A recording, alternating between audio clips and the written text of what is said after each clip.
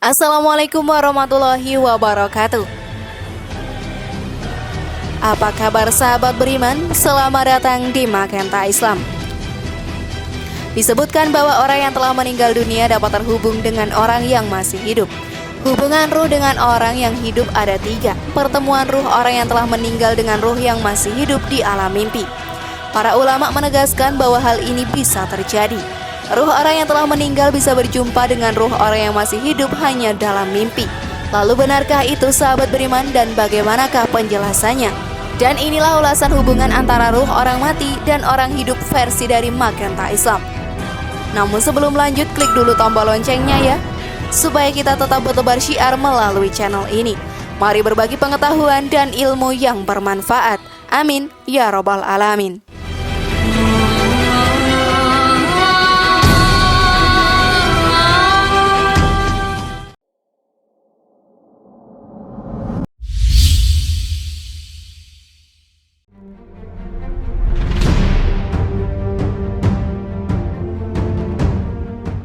Tafsir firman Allah di surat Az-Zumar ayat 42.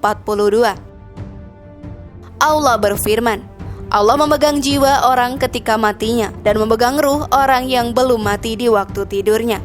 Maka dia tahanlah ruh orang yang telah dia tetapkan kematiannya, dan dia melepaskan ruh yang lain sampai waktu yang ditetapkan. Sesungguhnya pada yang demikian itu terdapat tanda-tanda kekuasaan Allah bagi kaum yang berfikir.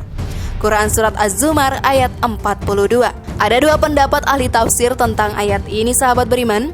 Salah satunya bahwa ruh orang yang ditahan adalah ruh orang yang sudah meninggal, sehingga dia tidak bisa kembali ke jasadnya di dunia.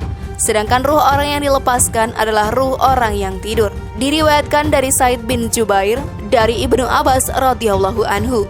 Beliau menjelaskan tafsir ayat tersebut. Sesungguhnya ruh orang yang hidup dan ruh orang mati bertemu dalam mimpi. Mereka saling mengenal sesuai dengan yang Allah kehendaki. Ketika masing-masing hendak kembali ke jasadnya, Allah menahan ruh orang yang sudah mati di sisinya, dan Allah melepaskan ruh orang yang masih hidup ke jasadnya. Tafsir At-Tabari, Al-Qurtubi, An-Nasai, Zadul Masir, Ibnul Jauzi, dan beberapa tafsir lainnya.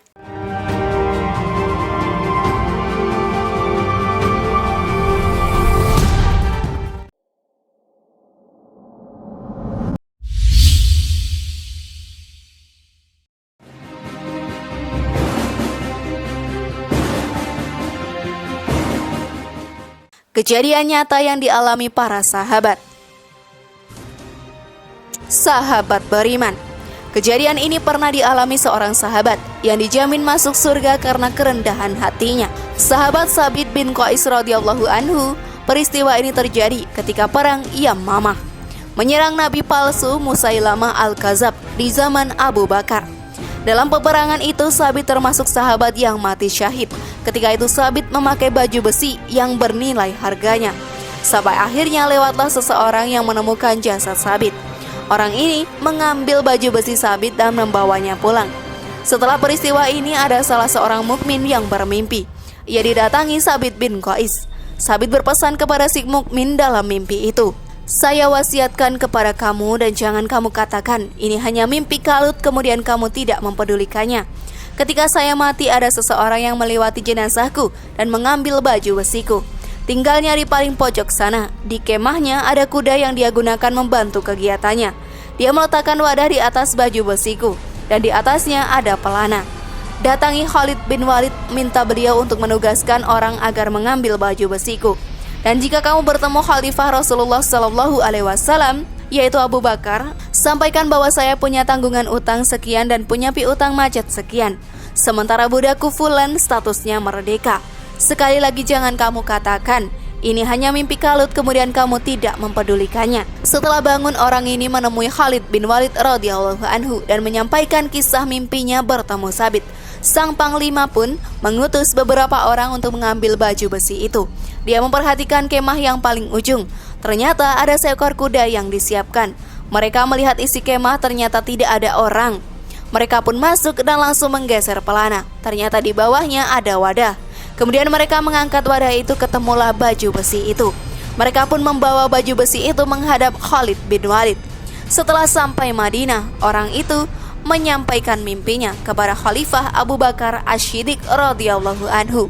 Dan beliau memperbolehkan untuk melaksanakan wasiat Sabit. Para sahabat menyatakan, kami tidak pernah mengetahui ada seorang pun yang wasiatnya dilaksanakan, padahal baru disampaikan setelah orangnya meninggal, selain wasiat Sabit bin Qais.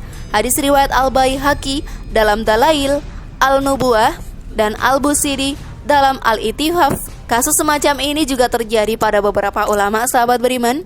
Kisah-kisah mereka hanya disebutkan Ibnul Qayyim dalam bukunya Ar-Ruh. Wallahu a'lam bishawab.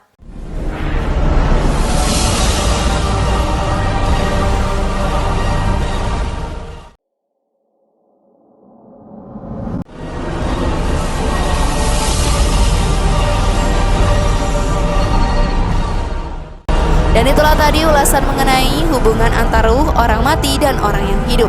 Bagaimana sahabat beriman?